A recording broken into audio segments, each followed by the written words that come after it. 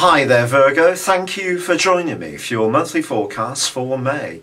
This month begins with your ruler Mercury relocating right to the top of your horoscope.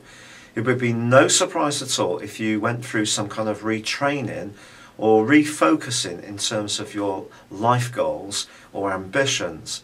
However, Mercury is going to go face to face with Saturn.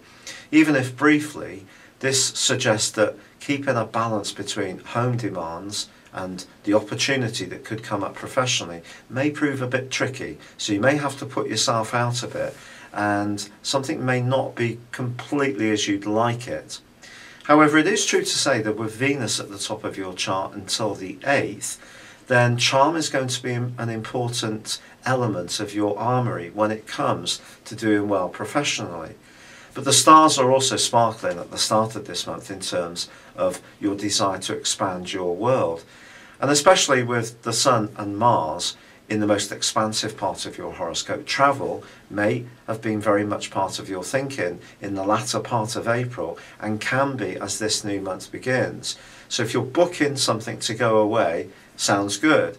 Just be aware, however, that Mercury does go into a retrograde from the 19th, and whatever you're trying to do, whether it's changes professionally or go on a trip of a lifetime, you do need to be conscious that you can't control every element of the process.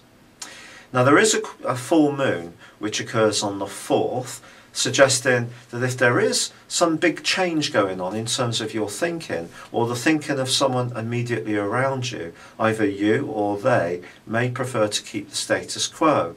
But with the Sun angling up magnificently to Pluto in week 1 of this month, there is an opportunity to go for change and to feel safe about it. And this could be stronger than the resistance that the full moon can create.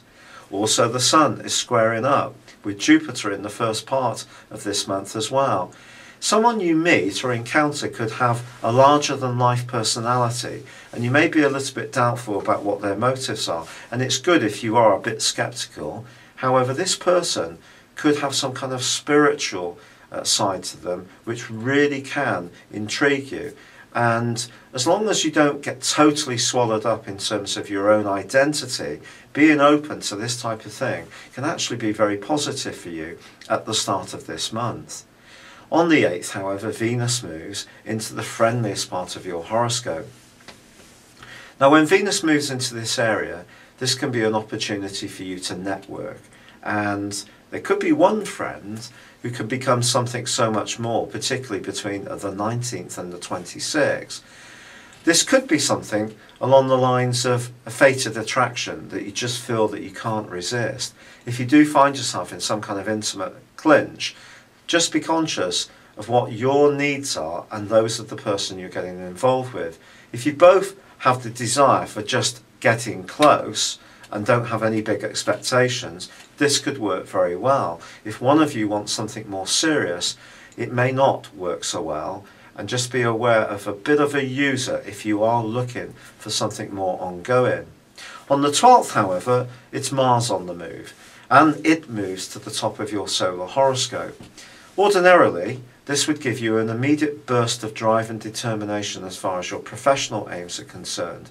But this time, Mars is going to be blocked by Saturn on the other side of the heavens, and this can create an awful lot of frustration, and in your case, especially around property issues as much as work matters.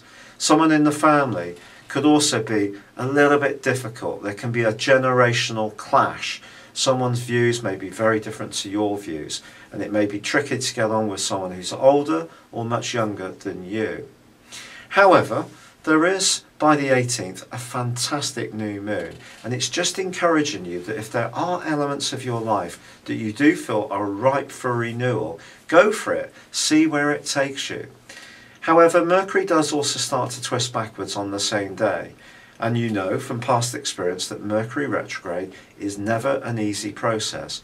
If you put an application in for a job, or you're trying to start a new business up, you're much more entrepreneurial, this is the area that I do feel that there can be misunderstandings or delays, so you need to steel yourself for these. However, it's the Sun's turn to shift on the 21st, making its way to the top of your situation, your solar midheaven. Now this would usually give you an extra burst of confidence and authority, and it can do this time. But with Saturn in the part of your horoscope to do with your emotions, any inner doubts or lack of confidence can stop you flourishing in your professional opportunities and the professional realm. So do try to work hard at understanding any inhibitions that you may have. The more you can work with them, the better you will do.